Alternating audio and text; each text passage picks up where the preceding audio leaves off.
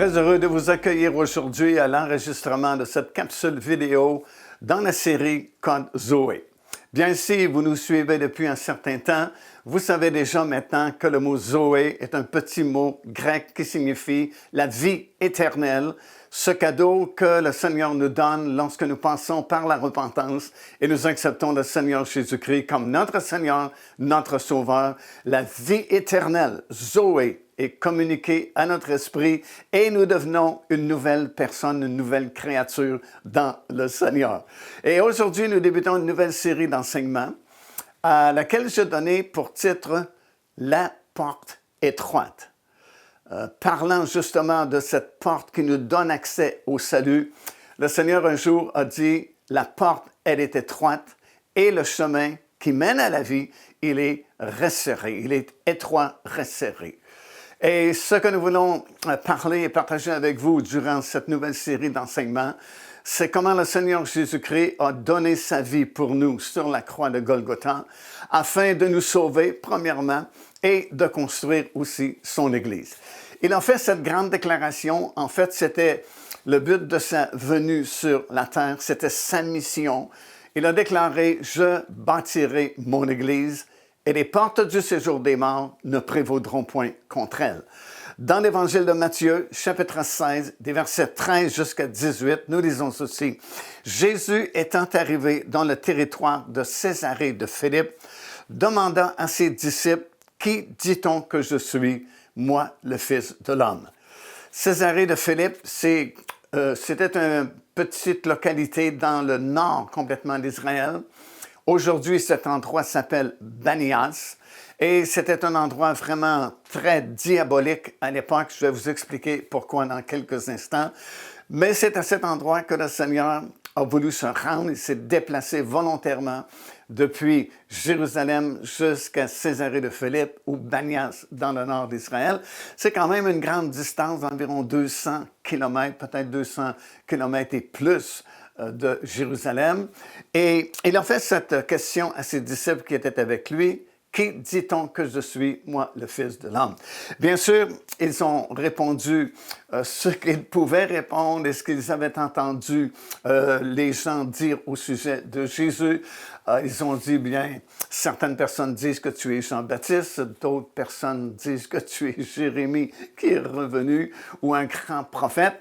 Mais comme nous le savons, l'apôtre Pierre s'est distingué parmi les autres disciples et il a dit « Tu es le Christ, le Fils du Dieu vivant. » Et nous lisons ce passage-là dans les Écritures, comment le Seigneur Jésus-Christ a répondu à Pierre « Tu es heureux, Simon-Pierre, car cette réponse que tu viens de me donner ne vient pas de toi vraiment, ne vient pas de ton intelligence ou ton raisonnement humain, mais, dit-il, c'est mon Père qui t'a révélé cela. » Et il a répondu, sur cette pierre, cette déclaration, que je suis le Christ, le Fils du Dieu vivant, je bâtirai mon Église. Alors nous comprenons que l'Église du Seigneur Jésus-Christ, elle est fondée, elle est construite premièrement sur une révélation. Cette révélation-là que le Père avait donnée à l'apôtre Pierre, tu es le Christ, le Fils du Dieu vivant. Et là où on ne reconnaît pas Jésus comme étant le Christ, le Fils du Dieu vivant, il n'y a pas non plus d'Église du Seigneur Jésus-Christ. L'Église du Seigneur est vraiment fondée sur cette révélation-là. Et comme nous le savons, ceux qui feront partie de cette Église-là, fonctionneront de révélation en révélation, révélations qui sont données par le Saint-Esprit afin de nous faire comprendre les Écritures, afin que ces Écritures puissent devenir notre soutien, notre force tout au long de notre marche avec le Seigneur Jésus-Christ. Pourquoi est-ce que le Seigneur, premièrement, s'est rendu si loin et pourquoi s'est-il rendu précisément à Césarée de Philippe ou Banias, comme nous l'appelons aujourd'hui? Premièrement, parce que c'était un territoire vraiment très conflictuel au point de vue esprit démoniaque. C'est dans la tribu de Dan qu'est situé cet endroit, tout près du mont Hermon. Et puis, c'est l'endroit où le groupe de géants, les Rephaïm, habitaient. On lit dans le livre du Deutéronome, par exemple, que Og, c'était le dernier roi qui a régné dans cette région-là et qui faisait partie de ce groupe de géants appelé les Réphaïm. Et bien sûr, c'était un endroit de culte satanique, particulièrement à Banias, où encore aujourd'hui, si vous avez l'occasion de visiter cet endroit, le guide va vous conduire jusqu'à cette immense grotte qui était connue à l'époque comme étant l'entrée du séjour des morts, ou les portes du séjour des morts. Et c'est remarquable que Jésus a répondu à Pierre qu'il voulait construire son Église et que les portes du séjour des morts ne prévaudront point, dit-il, contre elle.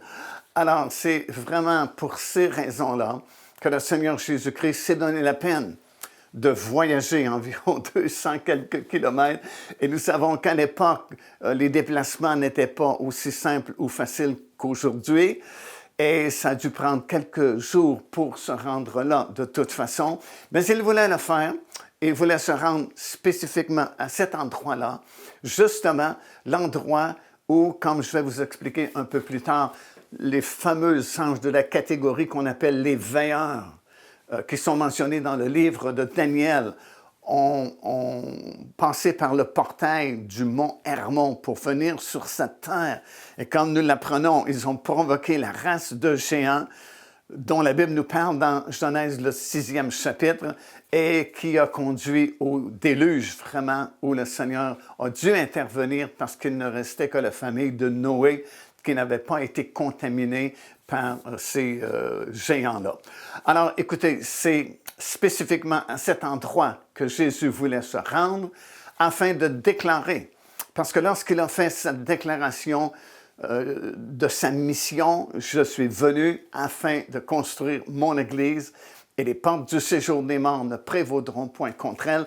Il voulait faire cette déclaration-là à l'endroit même où c'était reconnu comme étant l'entrée du séjour des morts, ou les portes du séjour des morts, et à cet endroit-là également où ces fameux veilleurs, cette catégorie d'anges que la Bible appelle les veilleurs, ont passé par ce portail du mont Hermon pour provoquer cette race de géants. Alors, comprenez, il n'y a rien qui arrive par hasard dans les faits et gestes du Seigneur Jésus-Christ durant ces quelques années de ministère qu'il a fait ici sur cette terre.